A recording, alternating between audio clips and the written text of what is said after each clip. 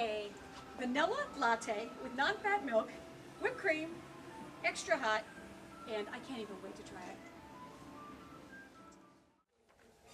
Hi guys, welcome to the October KIP Luncheon. Recently, Sue and I attended an eMarketing conference in Boston, and we thought that it would be useful for all of you to hear a little bit about what we learned. Well, if we heard it once, we heard it 100 times. User-generated content.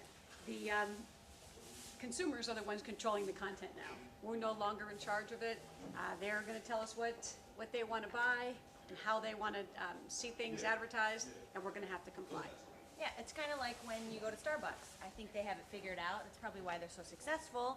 You go into Starbucks, you tell them exactly what you want, and you get it. That's sort of a concept of user-generated content. Yeah, I like extra hot.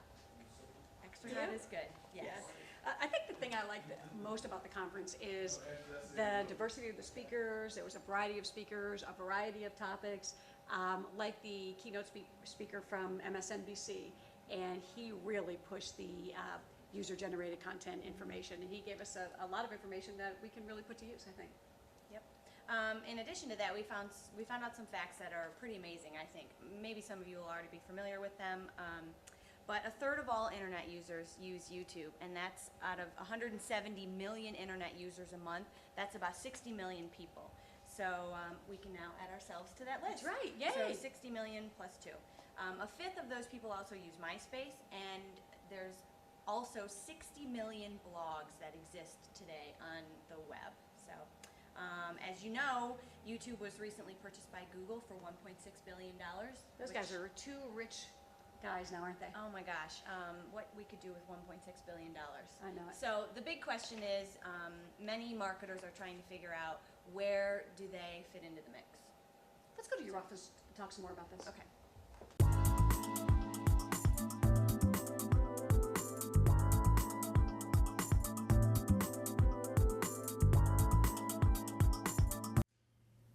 We also heard some interesting information about email. It's sort of like direct mail. Once you send it out, it better be right. It can't be taken back. You should treat it pretty much like a print piece. You should proof it to everybody who has good eyes. Somebody like Bill Metz.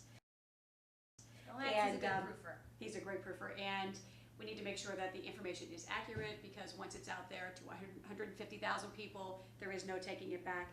The thing we have to make sure of is that it's relevant and it's timely. It's got to be valuable information for the recipient. It can't just be information because we feel like sending them information. It's got to be something that they care about. And you know, it's very likely that they're going to delete it. They might decide to opt out if it's not relevant and important. Sometimes what people do, instead of opting out, they hit the report spam button, and that is not good for us at all. Right. One question that many marketers are asking is, how often should I mail? Should it be twice a month, once a month? The answer is not necessarily on any specific timeline. If you have relevant, important information to send people, go ahead and send it. If you don't send it, because otherwise people might just opt out and decide that they no longer want to receive your information. We want to keep them engaged. Another area that we learned about that I thought was really interesting and something that could definitely pertain to our company is the online videos. And these are some facts that we learned. I mentioned before 170 million people use the internet every month, and I also said that about a third of those people use or watch YouTube.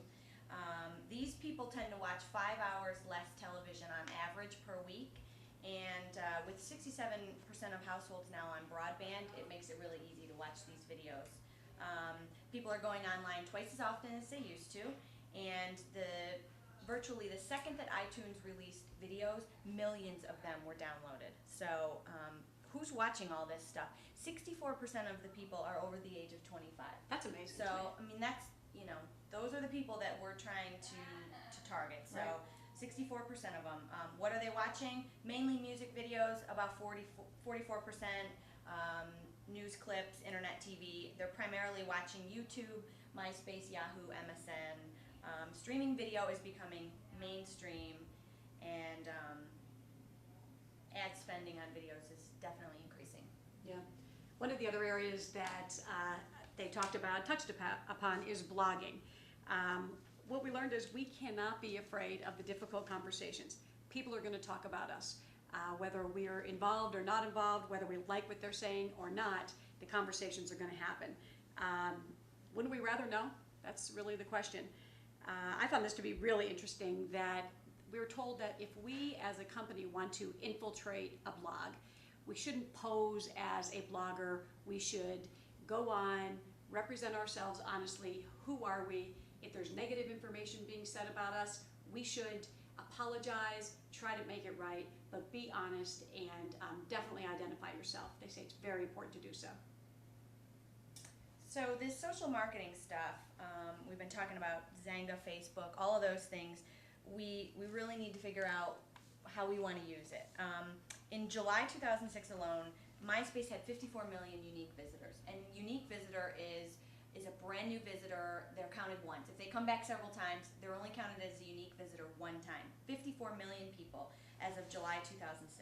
So these people spend about 20 minutes a day on MySpace, and 70% of them are over the age of 21. Where I think we thought that they would be high school, college, but 70% of them are over the age of 21.